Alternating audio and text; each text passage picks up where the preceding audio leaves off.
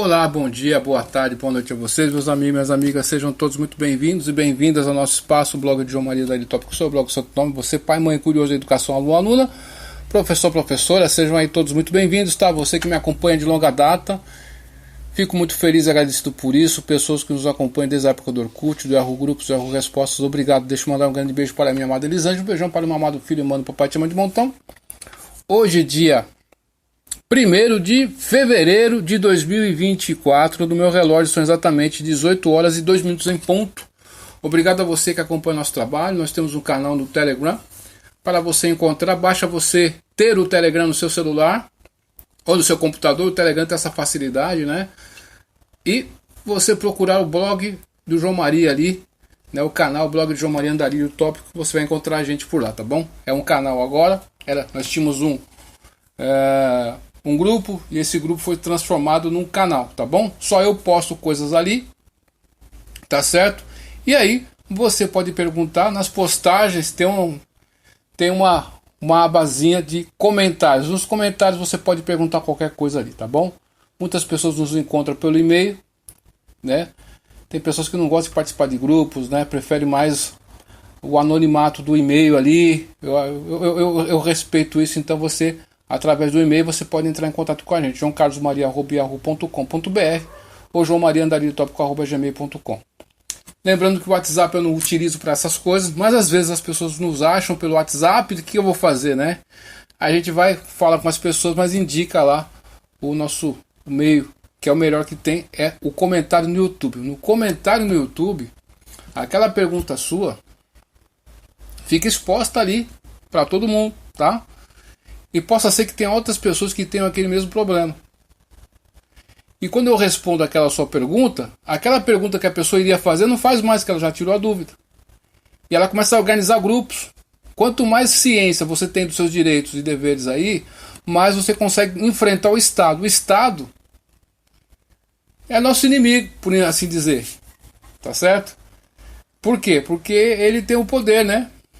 De decidir, por exemplo, se você não sabe os seus direitos, você passou no concurso, está tudo bonitinho, mas disseram que você não pode por causa de uma vírgula tal, você não sabe os seus direitos, você vai sair do concurso, eles devem estar certos, né?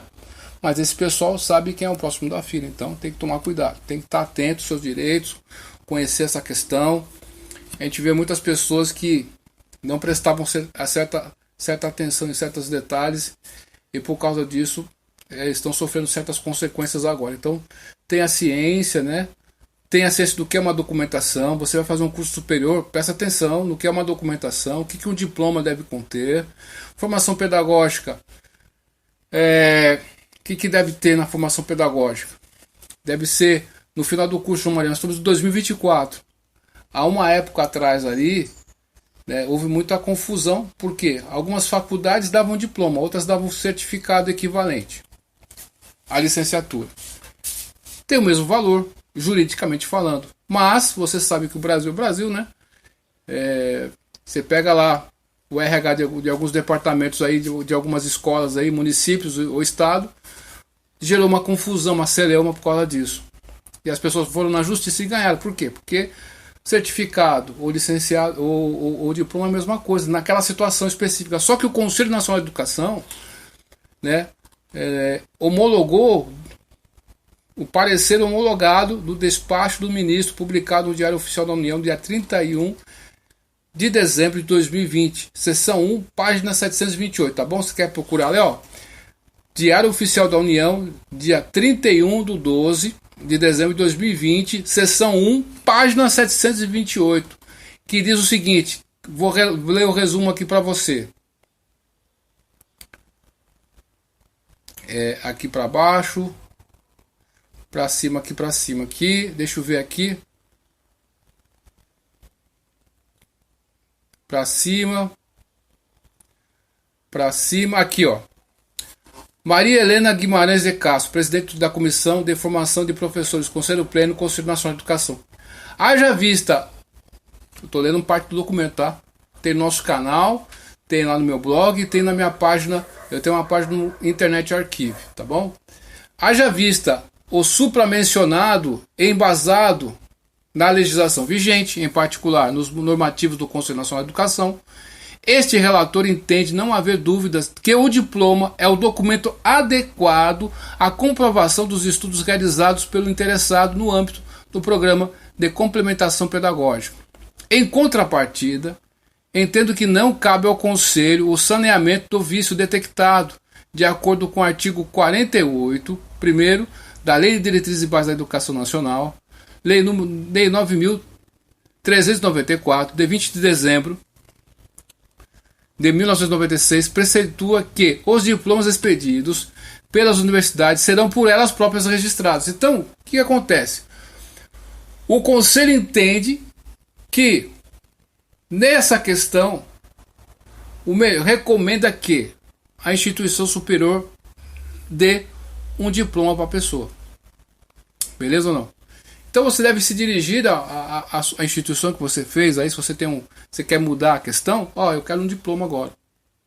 Eu sei que não tem diferença, mas só que tem um valor que você vai ter que pagar, ou não? Eu não sei. Você tem que conversar lá com a sua instituição e pede aí a mudança, né, para diploma. Porque às vezes a gente está reparando que tem muitas pessoas que, por causa desse detalhezinho aí, está sofrendo alguns impedimentos. E não pode ter impedimento por causa disso. Eu vi um relato aqui numa cidade de Minas Gerais, no interior de Minas Gerais, que uma pessoa vai concorrer lá às vagas lá ali no certame ali do pessoal que é eventual, ela perde pontos porque está escrito formação pedagógica no diploma dela.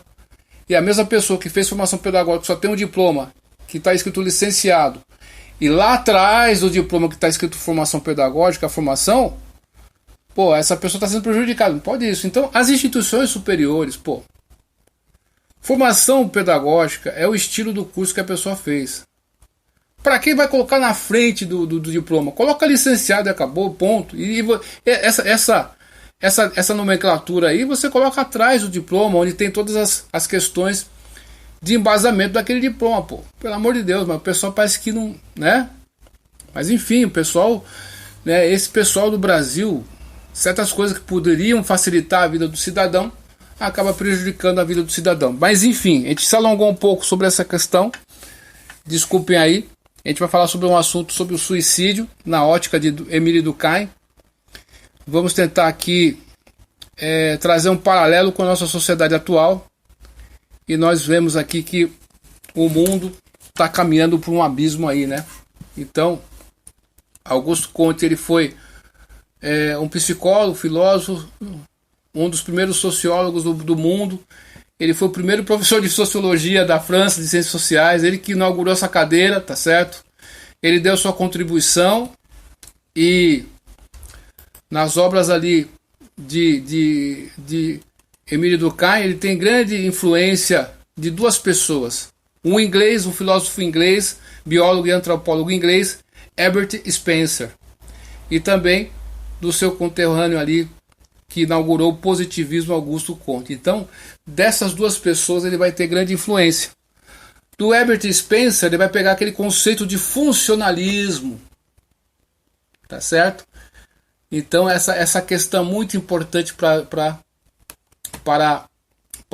Émile Durkheim. E de Augusto Comte, ele pega aquela questão do positivismo, ele dá aquela questão da ciência, né? De estudar as sociedades, de estudar as instituições, enfim. Então, Émile Durkheim, ele pega uma França pós-revolução francesa, onde você tinha um regime, um Estado, que estava funcionando de uma maneira, e esse Estado, através da revolução, o que acontece? Ele é demolido, Imagina aí.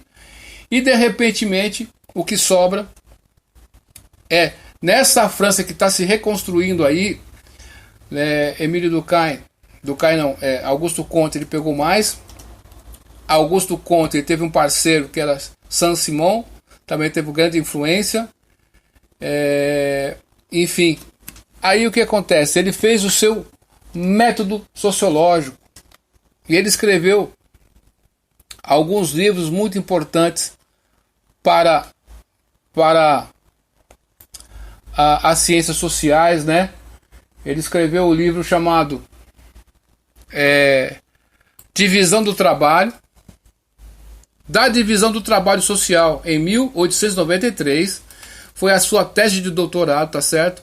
Em 1895 publicou As Regras do Método Sociológico e criou o primeiro departamento europeu de sociologia. Depois, ele, na sua monografia seminal, ele faz uma monografia sobre o suicídio, que se transforma num livro em 1897. Tá certo? As altas taxas de suicídio entre a população católica e protestante gerou ali uma atenção de Durkheim. E essa obra que nós queremos falar aqui com vocês, O Suicídio, tem nas livrarias por aí, você tem aí na internet, eu tenho no meu Internet Archive, eu tenho ela, tenho no meu blog, vou publicar, tem na internet aí, tem no portal aí da USP, né, tem várias instituições universitárias que tem esses livros em PDF, que você pode, né, dar uma sapiada, enfim, você tem aí na biblioteca da sua localidade, de repente você consegue encontrar esse livro, que é O Suicídio. Nesse livro Suicídio, é muito importante, virou... Durkheim, ele mostra o método sociológico que ele traz, e é impressionante. Ali é um divisor de águas. Pô, aqui nasceu o meu método, aqui é a sociologia. E aí o que ele faz? O que acontece aí? Os tipos de suicídio que ele vai tentar tratar nessa monografia. Olha que trabalho bonito, né? Então, ele descobriu que nós temos aí o cientista social deve se debruçar nos fatos sociais. E os fatos sociais, para ser um fato social, ele é genérico, ele vai acontecer para qualquer pessoa, ele vai ser alheio ao indivíduo, ele é coercitivo, né? Então, um fato social, ele vai intervir na vida da pessoa, porque nas relações humanas, segundo Emile Durkheim, tem certas coisas, por exemplo, a sua língua. Se você nasceu no Brasil, você vai falar a língua portuguesa. Você tem grande chance de nascer numa família que veio de outro país, mas você pode aprender uma outra língua, mas você vai aprender a língua portuguesa. Ponto. Não tem jeito de fugir a isso aí. Então é imposto para você, porque você nasceu na sociedade e aquela sociedade está formada e você, perante a sociedade, você é menor. Então a sociedade se sobressai a você. Tá certo? Então, essa questão dos fatos sociais é onde Durkheim vai se debruçar. Tá certo? E aí, nessa questão dos fatos sociais, dele ser genérico, né? Dele ser alheio ao indivíduo, né? Nós temos o fato social patológico, temos o estado normal da coisa. Então, ele vai analisar essa questão da anomia social, porque ele percebe na sociedade que ele vivia o suicídio. E ele vai começar, através do método que ele criou, ele vai analisar a questão. Olha só que bacana. Nós estamos falando em 1800, ainda vai cacetada, hein? E uma coisa impressionante que nós temos que nos dar conta, por que a sociologia, dentro dos cursos de humanas e dentro dos cursos de licenciatura e de pedagogia, por que essa disciplina é importante e o devido cuidado a essa disciplina, né? Ela não é levada muito a sério na universidade. E nós temos aí a sociologia clássica, que tem 3 autores. Não importa se você gosta ou não gosta deles. É a base do pensamento sociológico mundial. Então, que é a tríade Durkheim, Max Weber e Karl Marx. Vamos fazer o próximo parte, a parte 2. Então, obrigado a você que está acompanhando nosso trabalho aqui. Essa é a parte 2. Nós temos 15 minutos para falarmos ao vivo pelo Spreaker Podcast. Ele é gratuito, né? Até uma certa quantia. Ele vai converter a sua podcast, que nós estamos utilizando agora, no formato específico para o YouTube, gratuito, numa certa quantia. Depois daquela quantia, você tem que ir para a versão Pro, que é paga. Toma um golinho de café. Então, meu amigo, minha amiga, nós estamos falando sobre Emílio Durkheim, o suicídio, os fatos sociais, a importância desses fatos sociais, por incrível que pareça. Ele tem uma contribuição. Quando você lê as obras de Emílio Durkheim, ou mesmo sua teoria, seus conceitos ali básicos ali, você consegue enxergar a sociedade com maior clareza. Impressionante isso. Possa ser que tenha algumas falhas aqui e acolá, que isso aí faz parte da evolução, né? Então, o fato social, ele tem 3 características, né, que nós estávamos falando, retomando o raciocínio da primeira parte. Ele é geral, ele é exterior ao indivíduo e ele é coercitivo. Se você chegar hoje, agora, você vai lá em Campinas, eu sempre dou esse exemplo, tem a macarronada italiana, muito bom por sinal, hein?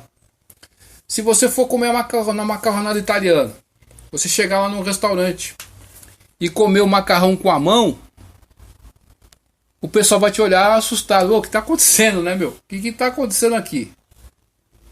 Por que isso acontece? Porque há na sociedade uma certa regra de como se comer com certas questões. Mas tem alguma placa falando para o indivíduo não fazer aquilo? Não existe. Mas, ao mesmo tempo, o indivíduo ele fica lá, ele é coagido, né, a chegar nessa condição de, pô, mas o que está acontecendo aqui? As pessoas estranharem. Por quê? Porque há um rito, há um jeito, há uma tradição. Isso aí é muito falado ali por Max Weber. Essa tríade aí, como falávamos na primeira parte, gosta ou não gosta desses autores? Esses autores é a base da sociologia clássica. Karl Marx, né? Emílio Durkheim e também Max Weber. Então, nessa questão dos fatos sociais, e Emílio Durkheim estudando o suicídio, e quando nesta obra você vê o método do que ele trouxe para as ciências sociais, aí você vê, pô, o cara estava à frente do seu tempo. Então, ele conseguiu constatar ali e conceituar 4 tipos de suicídio. É muito importante essa questão. Então, recapitulando, ele fez sua primeira obra da divisão do trabalho social, que era sua tese de doutorado, em 1893. Depois, em 1895, ele fez Regras do Método Sociológico. Em 1897, ele faz a sua monografia, O Suicídio, que se tornou um livro.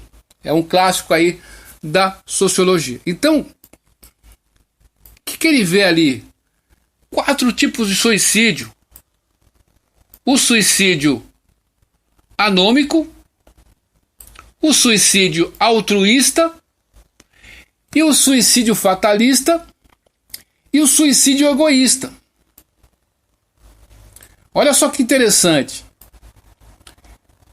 E nessa base aí, nós percebemos que na nossa sociedade, olha só, nós estamos falando de 1800, quase no ano de 1900, né?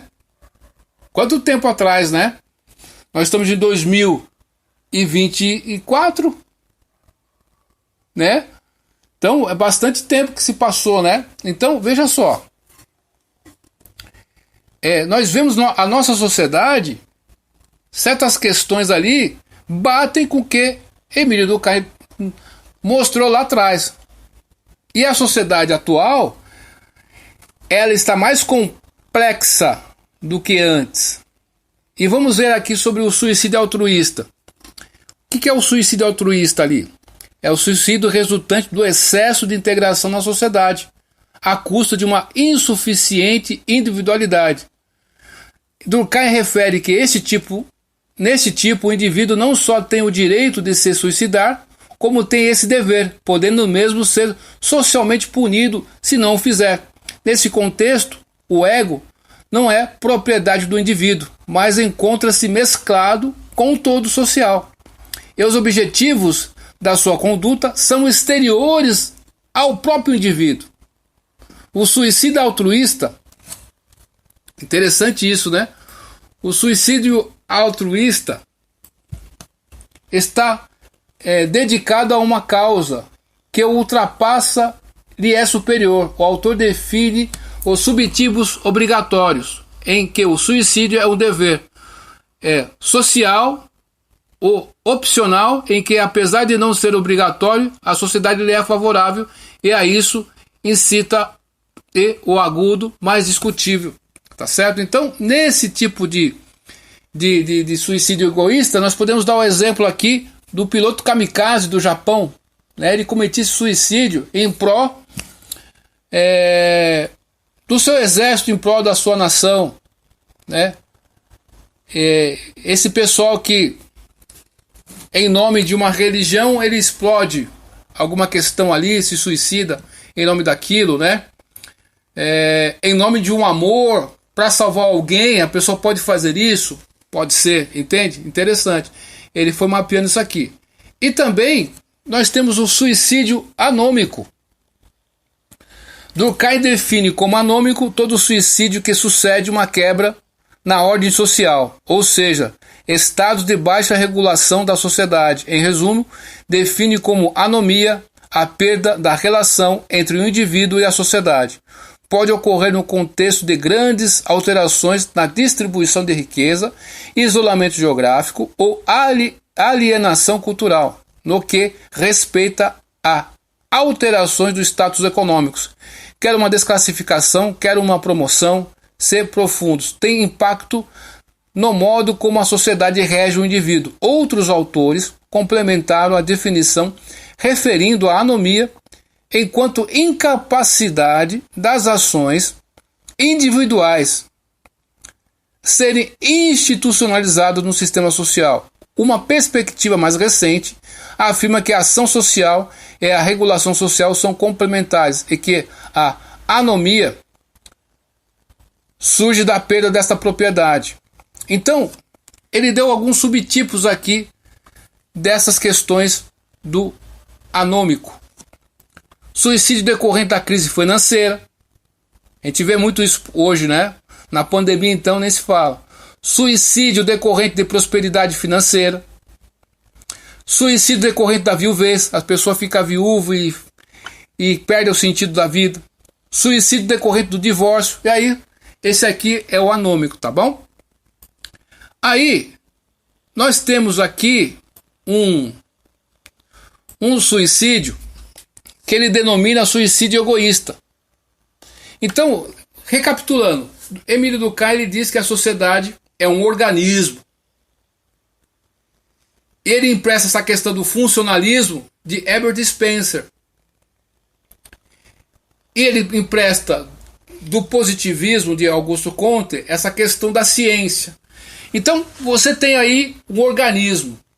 O corpo inteiro é superior a uma parte do indivíduo. Então o indivíduo tem que obedecer ao todo. Compreende a questão? Ele tem que estar em harmonia com o todo. Vou dar um exemplo para você. Se minha mão fosse autônoma, falar assim, meu irmão, eu não vou mais levar comida para a boca não. O que iria acontecer com a minha mão? Ela mesma iria sofrer as consequências desse ato. Porque se você não leva comida à sua boca, você não se alimenta. E não se alimentando, o que acontece? Você fica fraco. Então, a própria mão vai sofrer essa consequência. Louco isso, né? Então, no suicídio egoísta aí, nessa questão da estrutura social, as instituições elas têm um papel muito importante. Que elas têm uma função. E essa função, que é muito importante dentro da obra de Emílio Durkheim, a gente vê essa questão que mesmo numa instituição, pessoas optam pelo suicídio. E nós falamos sobre dois até agora. Falamos sobre o suicídio altruísta, o suicídio anômico e vamos falar agora sobre o suicídio egoísta. Suicídio decorrente da baixa integração na sociedade. Durkheim apresenta a noção de que, nos primórdios da evolução das sociedades, os objetivos e aspirações coletivas eram fatos sociais que integravam as ações e pensamentos individuais nos dos restantes membros da sociedade. Nesses períodos, as taxas de suicídio diminuem. À medida que as sociedades evoluem, o indivíduo move-se para além do foco social coletivo, o que Durkheim designa de individualismo excessivo ou egoísmo, e que autores mais recentes designaram de novo narcisismo. O indivíduo depende menos do grupo e mais de si próprio, e são os seus interesses a determinar as ações, as suas ações, havendo uma perda de significado das ações para além da perspectiva individual. Então o indivíduo está preso muito a ele. Ele conseguiu se sobressair, entre aspas, ao grupo, e ele tem uma predisposição, ele não tem muita ligação com aquela sociedade. Então ele fala, pô, meu irmão, eu sou muito grande para essa sociedade. Então você vê aí, nessa questão aí, por exemplo, uma predisposição ao suicídio sobre o projeto individual. Tá certo? Então, essa questão do egoísmo é assim, a pessoa se acha muito além da sociedade, a sociedade não a compreende muito, e como ela vive a sua vida, ela fala assim, pô, vou fazer o suicídio. Ela vive naquela questão do narcisismo, aquela questão do individualismo ali, tá certo? E aí isso causa o quê? Causa essa tendência aí para o suicídio do indivíduo deprimido. A pessoa começa a ficar deprimida, né, com essa situação. Pô, eu sou muito grande, o pessoal não me compreende. Então a pessoa começa a ficar deprimida também. Pode ser que seja um tipo de egoísmo, por incrível que pareça. A pessoa está sofrendo, está numa depressão, e possa ser que essa depressão, aí nós temos que ir para a parte da sociologia, possa ser causada por causa de um egoísmo. Olha que louco. Mas é bem isso aqui. Então, esse quarto suicídio que nós vamos falar aqui é a base dessa podcast. Acho que vou ter que fazer uma terceira parte aqui, mas vamos ver se a gente consegue. O suicídio fatalista. O suicídio decorrente do excesso de regulação pela sociedade, conceito que é explorado posteriormente por oposição ao estado de anomia. É resultado quando o indivíduo não vê possibilidade de futuro em virtude de viver num contexto de despotismo físico-moral, em que as suas aspirações são totalmente verificadas pela sociedade. O suicídio surge como única escapatória possível a um contexto normativo imposto e inseparável. O exemplo dessa questão desse suicídio fatalista é o quê? É o suicídio de escravos, é o suicídio de minorias em ambiente totalitário. Então, aí que eu queria chegar, nessa parte do suicídio que eu queria chegar com vocês. Nós percebemos que o número de suicídios vem aumentando no Brasil, infelizmente, e no mundo inteiro. Então, a gente vai fazer a terceira parte, tá bom? Vamos para a terceira. Obrigado a você que está participando aqui dessa transmissão. Estamos na terceira parte. E nessa terceira parte a gente vai fazer o recorte final aqui do suicídio, né? Uma palavra que aqui no algoritmo no YouTube aqui é uma palavra que pode até bloquear o vídeo, né? Interessante isso, né? Que eu vou fazer, né? Então, no Brasil, né, há um dado preocupante de um estudo, né, que alerta para uma alta incidência de suicídio na adolescência. Isso aí são dados da Sociedade Brasileira de Pediatria. Então, cerca de 1.000 crianças e adolescentes na faixa etária de entre 10 e 19 anos de idade cometem suicídio no Brasil a cada ano. Olha só. 1.000 crianças, cara, todos os anos, de 10 a 19 anos, tiram a vida. É muita coisa, né? 1.000 pessoas, imagina aí, pô, todo ano. Tá certo? De acordo com a série histórica levantada pela Sociedade Brasileira de Pediatria, SBP, entre 2012 e 2021, o dado se baseia em registros do Sistema de Informação. Isso aqui está na Agência Brasil EBC, agenciabrasil.ebc.com.br/saúde notícia 2023 09, Brasil registra 1.000 suicídios, tá certo? Aí você encontra essa informação. Então, basicamente aqui,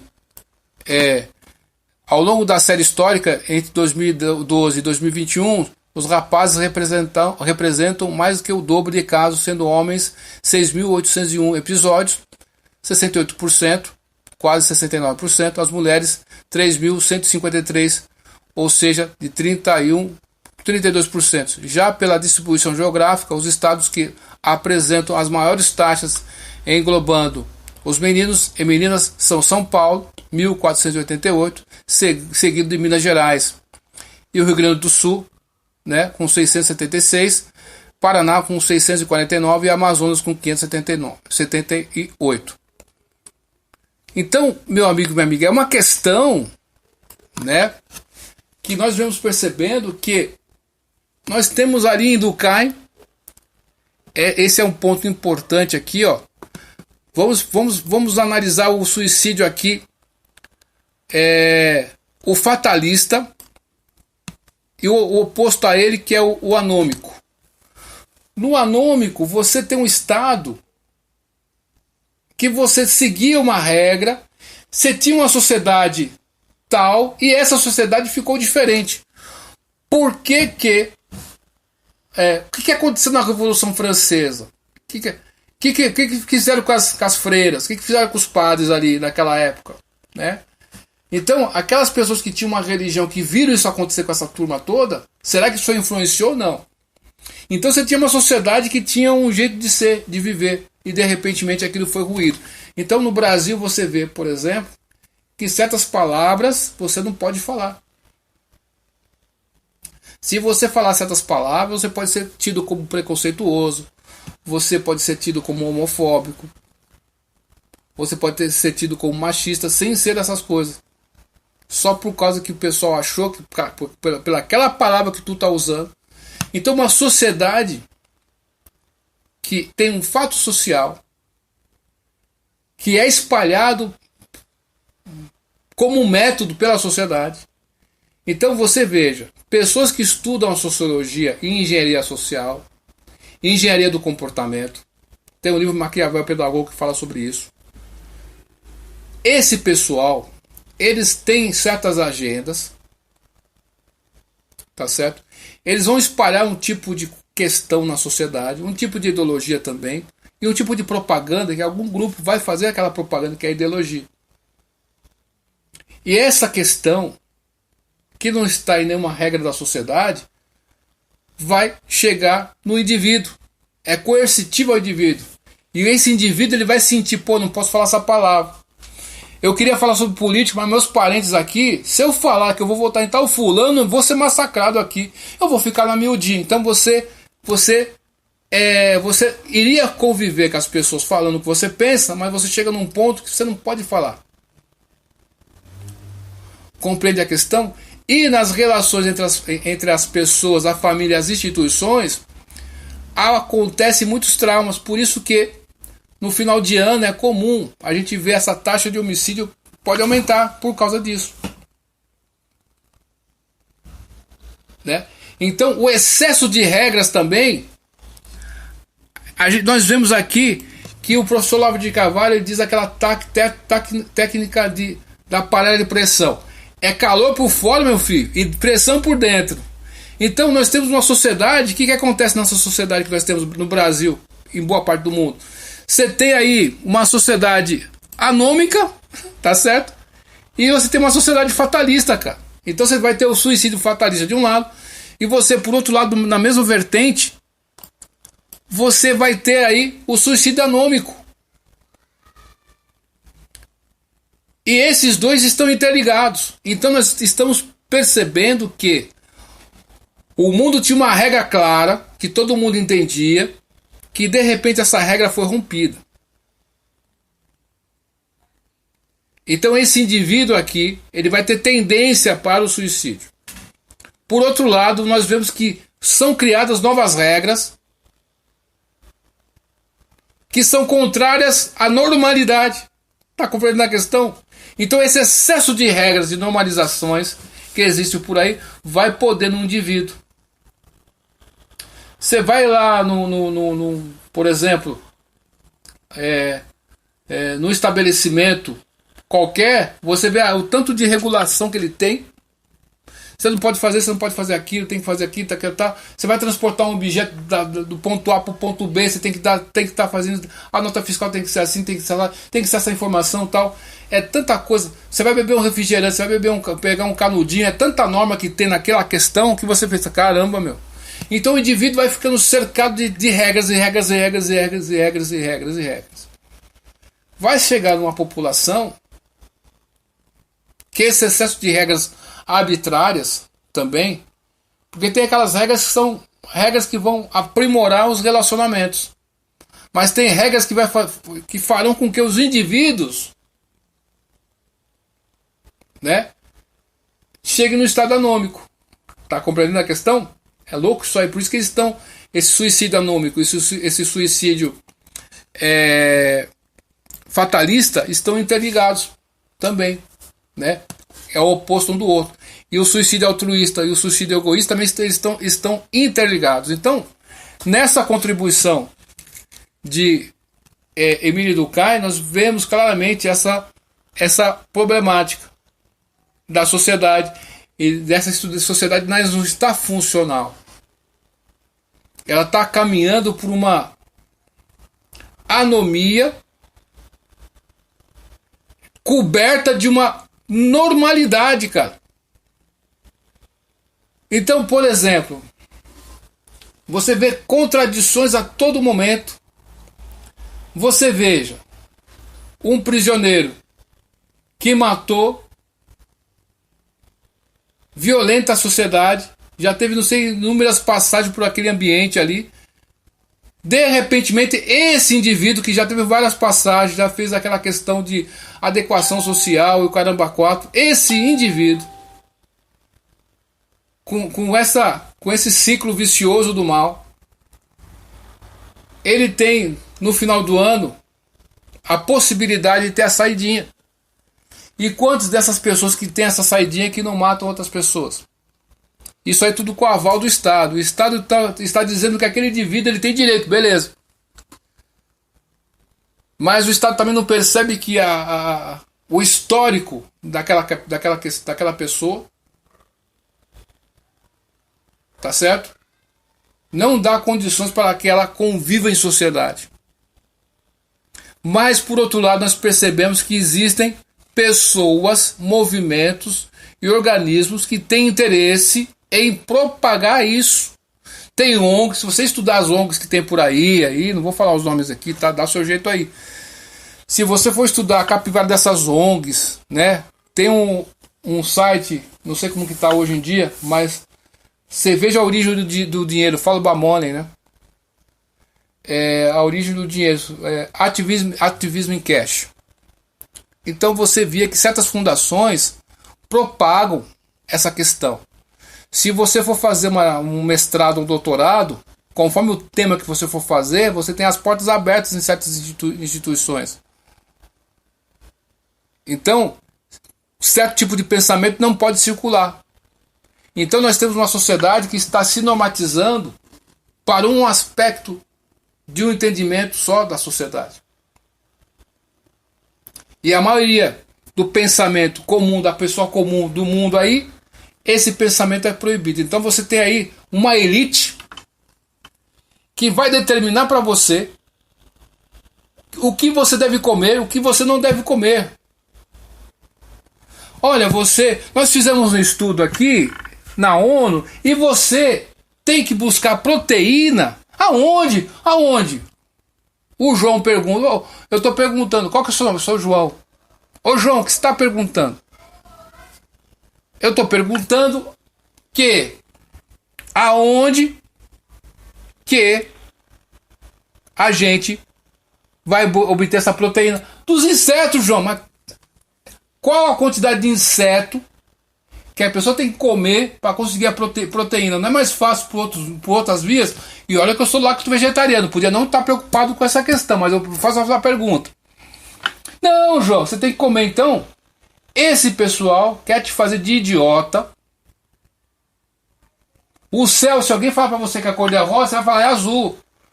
Eles podem te xingar de burro. Não se importe com isso. O céu é azul. Mas o que está acontecendo hoje é que Chesterton dizia lá atrás, e no livro Ortodoxia, né, ou um outro livro dele também, que é O que há de errado com o mundo. Vai ter um dia que você vai ter que explicar para as pessoas que a grama é verde. E esse dia já chegou há muito tempo, meu amigo, meu amigo. O pessoal confunde alho com bugalhos, cara. Então é difícil, né? Você vê que essa questão anômica, mascarada como normalidade, você sabe que não está normal, mas tem os intelectuais, toda uma classe política, o Beautiful People, todos os membros da altas cúpulas ali, essa elite toda, tá falando para você que não. Então essa elite, o que elas seguem de verdade, uma outra coisa, é a realidade. Mas para você, ele quer que a sociedade embaixo dela se destrua. Para ela sempre estar no poder. Parece-nos que é isso. Eles falam sobre aquecimento aí, por exemplo. Você veja o professor Bolion, por exemplo. Veja o vídeo dele. Vê se ele tem acesso, se o pessoal divulga mesmo os vídeos deles. Não. Vai divulgar outra coisa. Por que isso acontece? Você acha que o diabo mesmo vai aparecer para você, para te convencer, falando palavrão? Não vai. Vai falar bonitinho lá, cara. Vai falar de um jeito agradável. Os golpistas, eles falam palavrão? Não, eles vão falar, bom, com você que tá tudo certinho. Depois te dão um golpe. Então, nós estamos nessa sociedade aí que tem uma tendência ao suicídio. Esse excesso de regras. E por outro lado, essa falta de regras para algum grupo. Então você que segue regras, você vai ter que seguir regras absurdas. E por outro lado vai ter um grupo de pessoas que não vai precisar seguir regras. Por quê? Porque eles não vão seguir regras. Então você tem essas duas frentes. É louco isso aí? Mas nós estamos nessa situação. Excesso de regras para a maior parte da população e baixa regras, falta de regras para algum grupo. Desse conflito daí tem a panela de pressão. Ou seja, você tem uma pressão por fora, meu amigo, e tem uma pressão por dentro. Olha que louco.